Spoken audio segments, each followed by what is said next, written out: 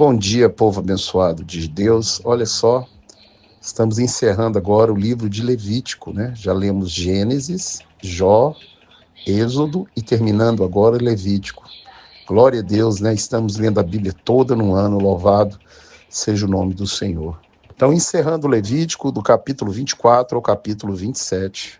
Agora, o objeto que não poderia ficar apagado em hipótese nenhuma era o candelabro.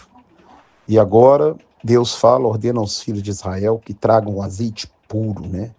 E o sacerdote deveria manter aceso continuamente as lâmpadas do candelabro. Se você não sabe, o candelabro, ele representa um espírito. Leia Zacarias capítulo 4, né?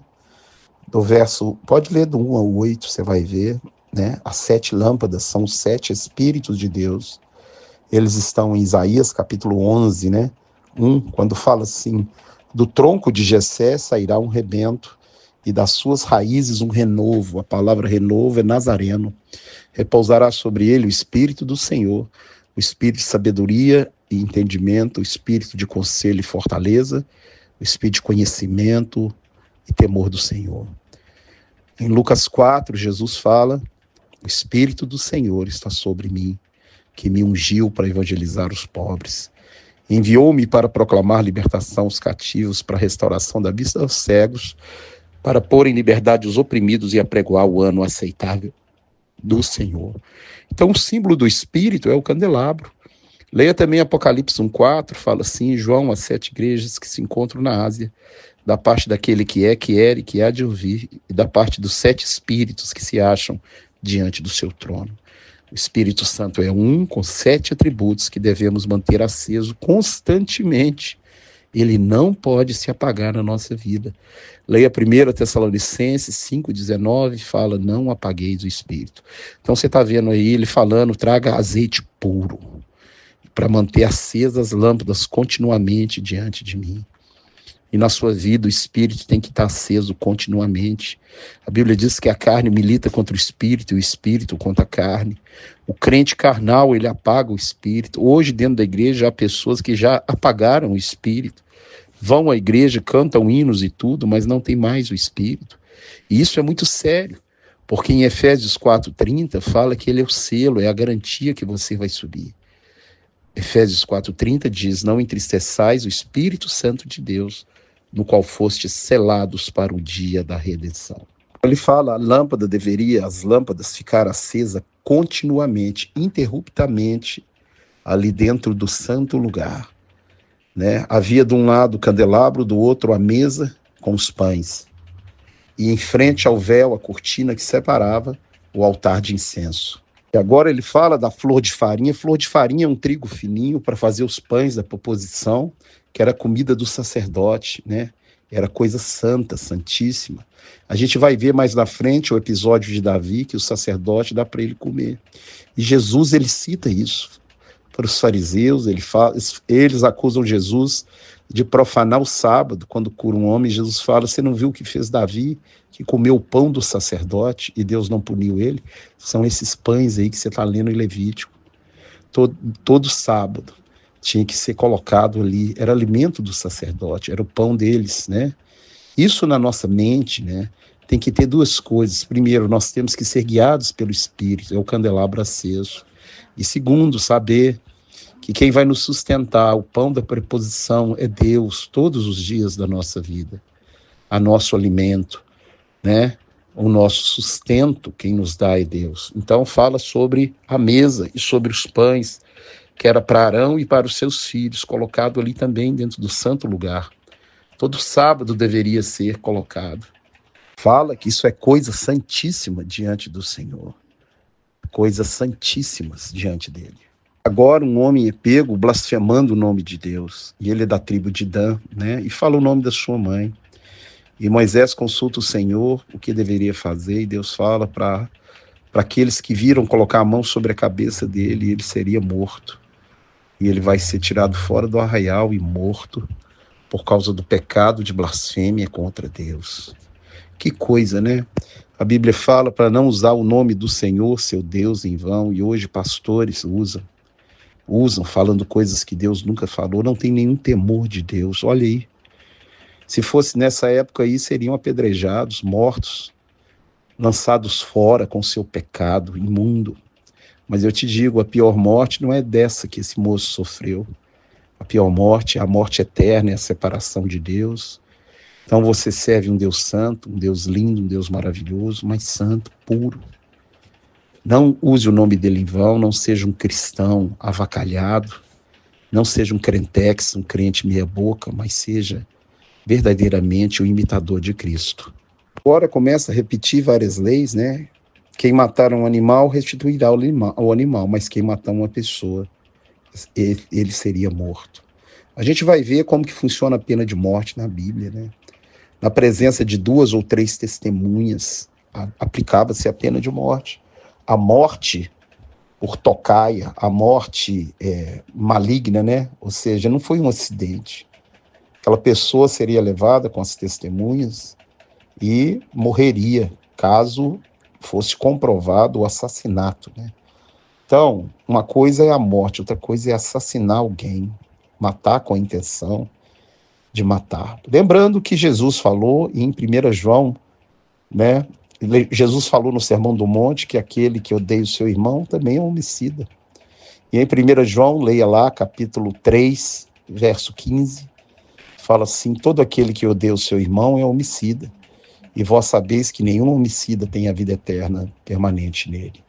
O ódio, a raiz de amargura, condena também a pessoa a ser julgada como um homicida.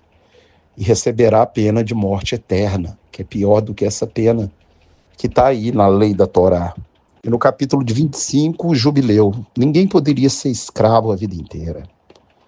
No ano do jubileu, tudo aquilo que foi tomado seria restituído, as terras que foram arrendadas, se a pessoa endividasse e fosse trabalhar como escravo ou como servente de outra pessoa. No ano do jubileu, retornaria à sua terra. A terra não poderia ser vendida perpetuamente, poderia só ser arrendada, porque Deus é o Senhor da terra. Então, Deus justo, ele criou, ninguém seria escravo a vida inteira de ninguém. Louvado seja o nome do Senhor. E é interessante, no evento de Lucas 4 que eu falei, Jesus diz que vem apregoar o ano aceitável do Senhor. É o jubileu na minha vida, na sua vida, a libertação de tudo aquilo que nos prende, a quebra de todas as maldições na minha vida e na sua vida. Apregoar o ano aceitável do Senhor. Jesus veio trazer isso na minha vida e na sua vida. Ele vai explicando como que era o ano do jubileu, né? E também fala que é 7 semanas de 7 anos, né? E no 50º ano seria apregoado a trombeta vibrante e todos aqueles que estavam fora das suas casas voltariam para a sua possessão. Jesus é o nosso jubileu. Ele restituiu a paz, a alegria, ele nos libertou do império das trevas, Colossenses 1,13, e nos conduziu para o reino do Filho do seu amor, no qual temos a redenção, a remissão de pecados. No versículo 18, ele fala: observai os meus estatutos, os meus juízos, e assim vivereis em paz na terra. E como no 7º ano não poderia, a terra tinha que descansar de 6 em 6 anos, ele fala que daria a bênção dobrada para que eles não precisassem plantar no 7º ano, né? E assim seria. Tinha que descansar a terra de 6 em 6 anos. A terra também teria um descanso, um shabat, um sábado de descanso. Um dos motivos dos 70 anos de escravidão na Babilônia foram 70 sábados que eles não deixaram a terra descansar, né? De 6 em 6 anos. Eles não deixaram a terra descansar e por isso ficaram 70 anos no cativeiro babilônico. Para agora, caso o irmão empobrecesse, o outro irmão poderia ir lá e resgatar, pagar a dívida dele e resgatar aquele irmão pobre. Olha que coisa, a justiça de Deus. Agora, a casa dos levitas não podia ser vendida, né? E caso ele cedesse para pagar alguma dívida, alguma coisa, no ano do jubileu seria devolvida para ele sem custo nenhum, porque os levitas são a herança do Senhor e não estão a herança aqui nessa terra, né? Então, não podia ser tratado como outro qualquer. Os sacerdotes, os levitas, aqueles que serviam no santuário, eram tratados de uma forma diferente, porque eles não tinham herança. A herança deles é o Senhor. Então, eles tinham possessão dentro de todas as tribos, né? Tinha parte dos levitas que não poderia ser vendida por estatuto perpétuo, pertencia a eles. No versículo 15 ele fala, se o teu irmão empobrecer, você vai sustentar ele, né? Como estrangeiro, você vai colocar ele e vai sustentá-lo. Suas mãos decaírem, né? Ficar doente, você vai sustentar ele como estrangeiro e peregrino e ele morará contigo. Não receberás dele juros, né? Nem poderá, se não pode oprimir, nem receber deles juros. Não pode explorar o irmão, nem emprestar para ele dinheiro com juros, nem cobrar dele mantimentos caros, né? Mas sustentá-lo-ás como irmão. Eu sou o Senhor que vos tirei da terra do Egito, né? A liberdade, ou seja, ninguém podia escravizar o outro. Esse é o projeto de Deus, é uma família, uma irmandade. Está tentando mostrar para esse povo o que é ser gente, o que é ter compaixão do pobre, do miserável, né, daquele que está em situação difícil. Está mandando colocar dentro da casa e sustentar como estrangeiro. Sustentar, não pode emprestar dinheiro com juros para o irmão. Olha só. Também diz para você não fazer do seu irmão um escravo. Não pode escravizar o irmão. Olha só. Porque ele libertou todos da terra do Egito, não podia vender ninguém como escravo. Ele fala, porque os filhos de Israel são os meus servos. Eu os tirei da terra do Egito para me servir. Não pode oprimir o pobre, a viúva, o órfão. Não pode cobrar juros do irmão. Que coisa, né? Olha a justiça de Deus, como é que Deus é perfeito. Ele repete mais uma vez, não fareis para vós ídolos e guardareis os meus sábados. Deus abomina a idolatria. Trocar ele por qualquer outra coisa é ter ídolo. E nós temos que vigiar para não fazer os ídolos na nossa vida. Agora ele fala das bênçãos decorrentes da obediência. Se. A Bíblia é cheia de si. Então não adianta servir Deus de qualquer jeito. Ele fala, se fizer dessa forma, se fizer, então a minha bênção virá sobre ti. O que Deus manda para a gente nessa terra é que a gente seja a bênção na vida do nosso próximo, né? Através dos dons, das coisas que ele nos deu. Fala, 5 de vós perseguirão a mil, e eu andarei no meio de vós. Se guardar, se obedecer, eu andarei no meio de vós. E se você permanecer santo, Deus também vai andar no meio de vós, na sua casa, vai trazer a paz, vai morar dentro de você, vai caminhar no meio da igreja, porque Deus é um Deus santo. Por isso ele diz, sede santos como eu sou santo, diz o Senhor. Repete, eu tirei vocês da terra do Egito, quebrei as suas correntes para que vocês não fossem escravos de ninguém. E nós, cristãos, não podemos ser escravos mais de nada, da bebida, do vício, né? Do mundo, das coisas desse mundo, nós somos livres para adorar, para servir ao nosso Deus. Agora ele fala, se não me obedecer, se não me ouvir, se não me andar, as pragas, maldições, pestilências serão lançados fora da terra. E aí fala uma série de coisas, de consequências, por abandonar o Deus vivo, né? A Bíblia fala em Hebreus 6,4, que é impossível que aqueles que uma vez foram iluminados, provaram o dom celestial e os poderes do mundo vindouro e caíram, sim, é impossível de novo renová-los para arrependimento. Aqueles que muito é dado, muito mais serão cobrados, né? E aí você vê a bênção decorrente da obediência e a maldição decorrente da desobediência. Ele fala, comereis a carne dos vossos filhos, das vossas filhas, destruirei as suas imagens do sol. Olha só, a idolatria, o que iria causar em Israel. E lá na frente a gente vai ver a consequência de tudo isso que Deus deixou escrito, que eles não obedeceram, não cumpriram e não andaram nos caminhos do Senhor. Fala que vai espalhar ele entre as nações e meter no coração deles tamanha ansiedade, que eles ficariam totalmente ansiosos, né, por não ter o que comer, o que beber, sendo perseguido pelos seus inimigos. Agora ele fala, né, se confessar a impiedade, se abandonar o mau caminho e voltar para ele também restaurará todas as coisas por causa da aliança que ele fez com Abraão, com Isaac e Jacó. Ele os tomaria de volta e os retornaria à sua terra. Olha a bondade de Deus, a misericórdia dele não tem fim.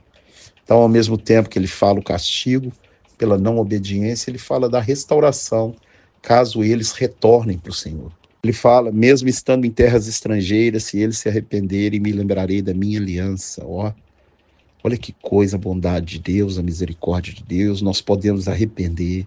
Hoje você pode ajoelhar, pedir perdão a Deus, que Ele vai te perdoar.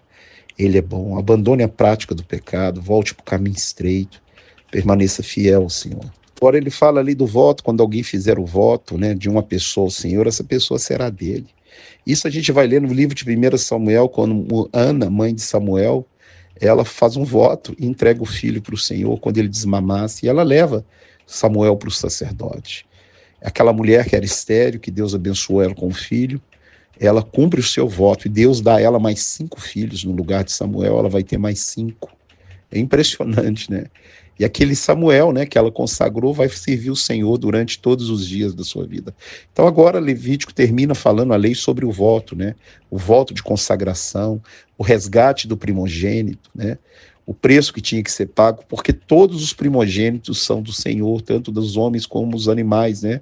E eles deveriam ser resgatados, caso a pessoa quisesse resgatar, teria um preço para pagar pelo resgate daquele, teria que pagar no santuário o dote, o resgate, dote não, o resgate pela vida daquele que foi consagrado.